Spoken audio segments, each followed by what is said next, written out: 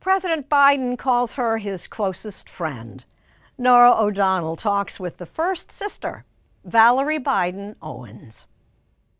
I do love hearing about your own career and your work on the campaigns, that you've been described as an iron fist in a cashmere glove. Oh, that sounds pretty cool. Yeah. I like that. I'll take that. Thank you. Mm-hmm. Do you want me to comment on that? I'll just say thank you. Yeah. I better leave it alone. Okay. Valerie Biden Owens may have the message control her big brother Joe sometimes lacks, but that doesn't mean she's afraid to speak her mind. What was the code word that the Secret Service gave you? Oh, hurricane. I took that as a compliment, that I was a force of nature, but I was a good hurricane. And how have you been a force of nature for Joe Biden? I've been a sister. That's what you have at the end of everything. You go to family. Family is at the heart of her life story, now a memoir, Growing Up Biden. The book is populated by her parents and 3 brothers, who she calls Jimmy, Frankie, and one who may look familiar, Joey. Since age 25, she's led her brothers 7 Senate races. Can you all hear me? Because I wouldn't want you to miss a word of what I was saying. And first 2 bids for the presidency. Valerie Biden was the first female presidential campaign manager. After years of success, you were often up against people who thought a woman couldn't or shouldn't run a political campaign. I had it a lot easier than some women because my brother pulled up a chair to the table, which was men. So this is my sister. She speaks for me. What she says, assume that I say it. My sister really did manage my campaign. No PR firm. My sister managed it for real. But then I had to go it on my own. Would there be a President Joe Biden without Valerie Biden? Oh, sure. Joe is president because he's Joe. Mm-hmm. And I will always be the president's sister. That's your Catholic humility. The campaign that cemented the Biden legend was Joe's 1972 Senate run. His unexpected victory was followed by unspeakable tragedy. A car accident that killed his wife Nelia and 13-month-old daughter Naomi. Sons Bo and Hunter were badly injured. The president said of you, she has not only believed in me, she helped me believe in myself. We did the improbable, winning this Senate race by 3,163 votes. And we had this young, promising Democratic star who was now a young widower with his heart ripped out. And he said, the boys cannot get another father. The state of Delaware can get another senator.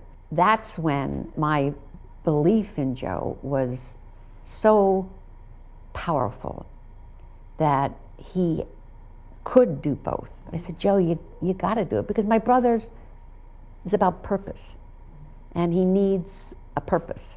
The crisis gave new purpose to Valerie, too. You quit your job, you moved in, you became like a parent. In spite of the tragedy, it was really a magnificent time. Bo and Hunt were 2 and 3 years old. I remember every day saying, I promise you, Nelia, I'll love them like they're my own.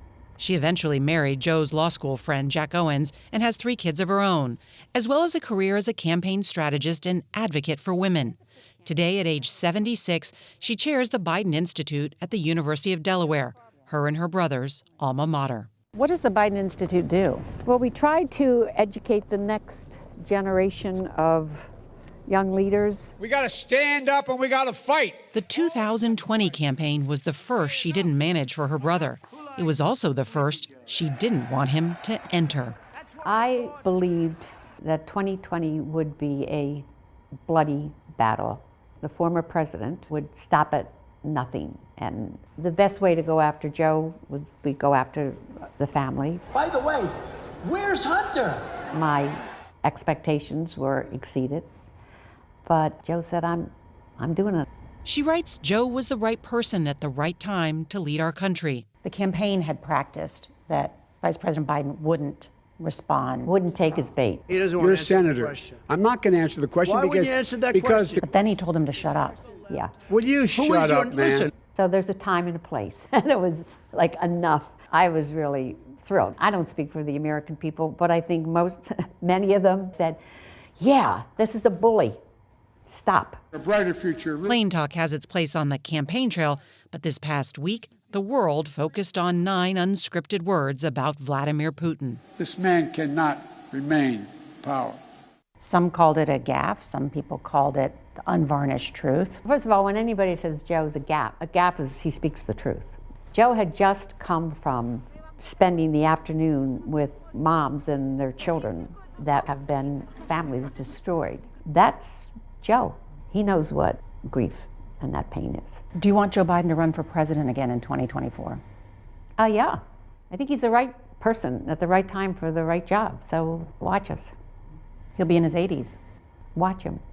So why would Joe Biden want to run for president again when he could come back here? Because he has things still to do. And he has the stamina to do that. Yes, he does. Yeah. He's good. It's not easy raising an older brother.